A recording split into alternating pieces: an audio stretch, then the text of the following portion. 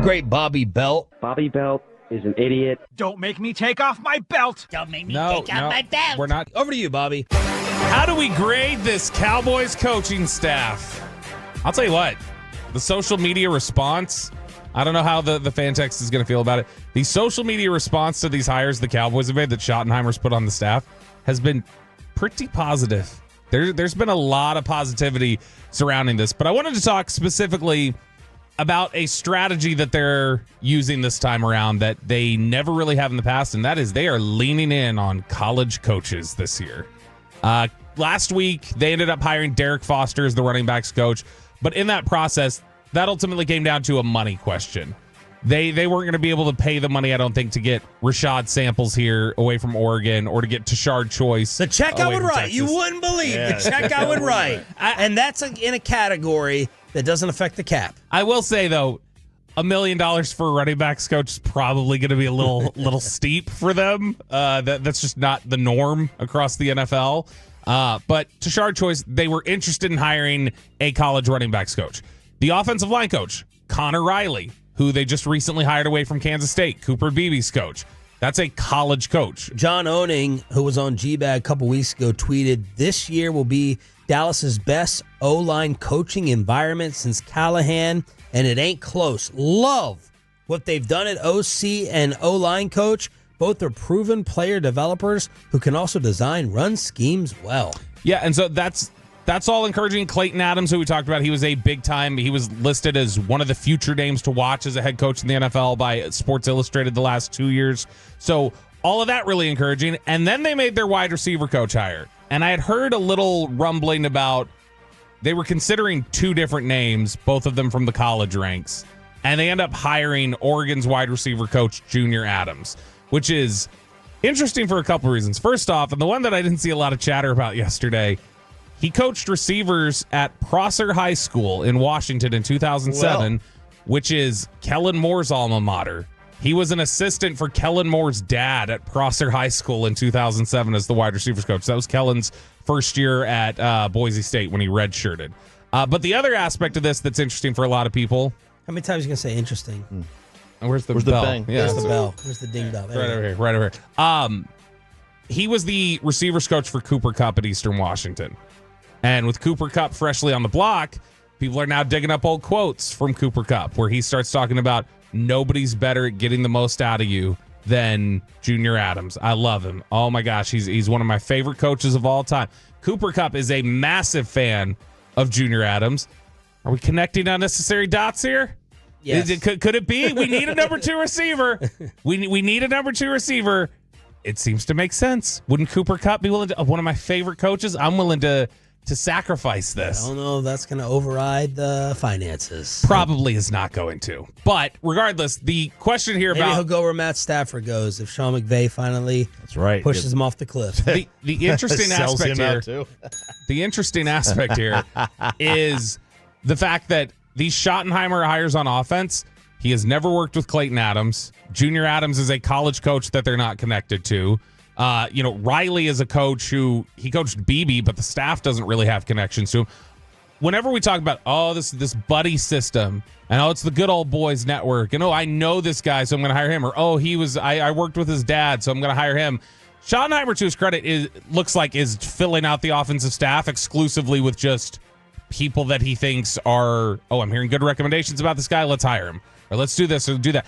There is a bit of a challenge. It seems like he's challenging his own comfort zone and saying, all right, I'm going to hire people that I'm not familiar with just because I've heard they're good coaches. And I want good coaches, and I want to make sure that this staff is good. One of the bigger issues that existed when we talked about some of the tension that was there with McCarthy over his 5 years here in Dallas was, and people will talk to you about this when you ask them about McCarthy's time, there was an insecurity level about assistant coaches, about Dan Quinn's over my shoulder, Kellen Moore's over my shoulder, is Mike Zimmer over my shoulder.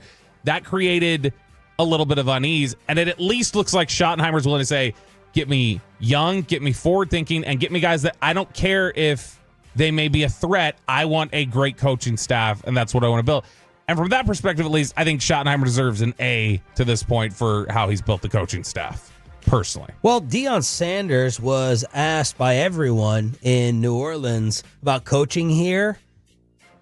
And Dan Patrick, I thought, had a series, best interviewer of all time, in my opinion. He had a series of really good questions to Deion and the Cowboy reality. I wouldn't have to interview. My interview is being played. Why would I have to interview? Can you coach it? You can't. You can watch that. You can see that. I'm pretty darn good at what I do. I don't have to interview. You just have to come and this is my staff. This will be my staff. Who do you want me to hold over? Okay, here we go. Now what we're going to do. But I'm more involved. I'm not going to just let you build it for me. I need to build it. We need to build it together so that I could make certain I had a hand in our success, certainly not our failure.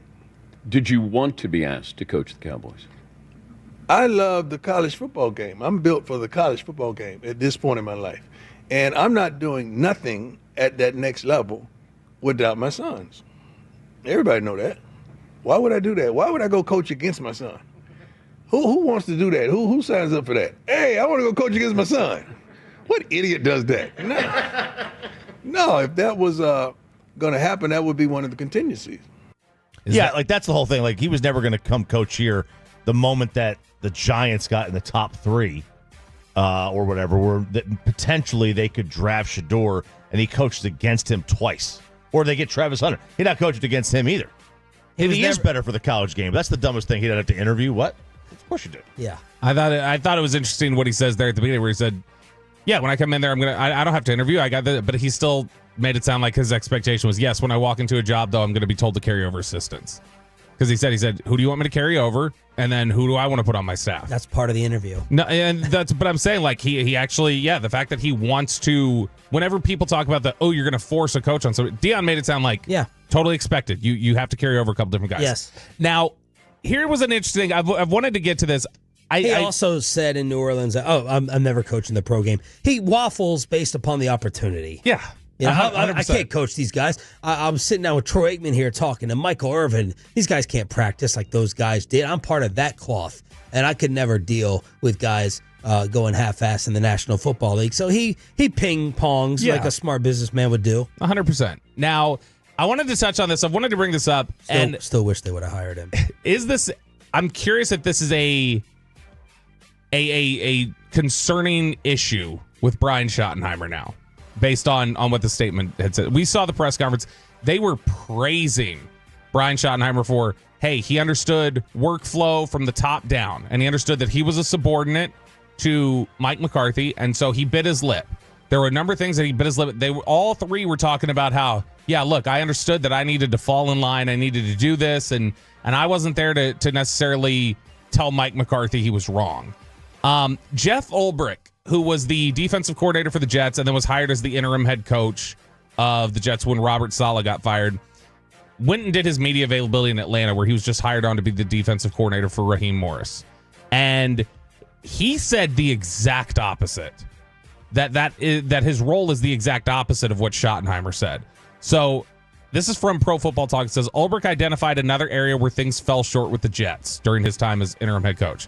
He said he learned, quote, the value of truth tellers on a coaching staff because assistants sometimes think they should be taking things off of the head coach's plate. Ulbrich said the lack of truth sometimes was really detrimental. After he was bumped up to the interim role, he says it reinforced the idea that Ra's going to need me in that way to make sure that I'm always telling the truth and maybe, eliminating some of the blind spots that he doesn't see. So while the Cowboys prop up Schottenheimer and say that this is a very positive thing, and I'm not saying it's done the right way with Schottenheimer or done the right way with Ulbrich, I'm just curious about the question that is presented here, where when Ulbrich says, no, the exact opposite, my job is not to bite my lip, my job is to tell them when I think they're doing something wrong. Yeah. Is that something that when they give that a check in their favor, did they unknowingly say, no, that's actually a problem? Schottenheimer should have been telling McCarthy a lot of this stuff that he was biting his lip on. Man, I think it depends who's sitting in the room. Who's receptive to it? No. Who is there for it to look like you're... Like, we should talk about show adjustments amongst ourselves sometimes versus in front of the bosses. Like, so if Schottenheimer corrects Mike in front of Jerry and Steven, I could look at that as insubordination, not cool, little backstabby. If it's just you and Mike and you're sitting in the room with the wide receivers, O-line coach, absolutely 1 billion% you should say, I don't see it that way, I disagree. I think if you do it in front of the boss, That's undermining. no, it could be undermined. It depends how you do it. Yeah, there's a tactful way to do it. Yeah. There's a tactful way to do it. But, I would not think that Like, if you go around the room and Jerry goes, all right, what do you think, Shotty? What do you think? Mike should say, well, I know, like, Brian sees it that you should.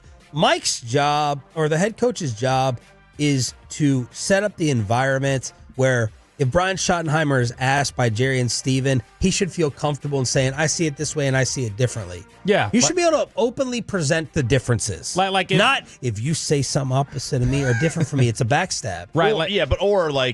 And like you said, how you say it, if he makes it sound like Mike, he's selling Mike out. Yeah.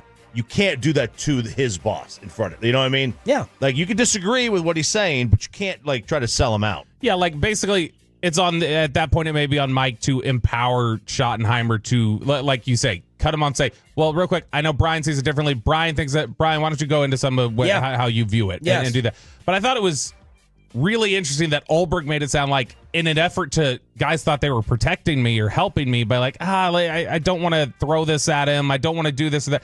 Where Ulbrich goes, no, that actually like hurt me. That I felt like I had blind spots that I wasn't prepared for. I wasn't able to see these things through. Yeah. And that value is actually in telling them when you think they're doing something wrong. And similarly, I would think Schottenheimer would want that from his own assistants now. That's leadership. That's communication. You have to let the people around you know they can come to you with it. Don't be insecure. Don't be oversensitive. And let them know, like, hey, they can bring you the ideas. You're a sponge. You're not going to sit there and threaten to fire them if they come up. 8 heads are better than 1. That's what I believe.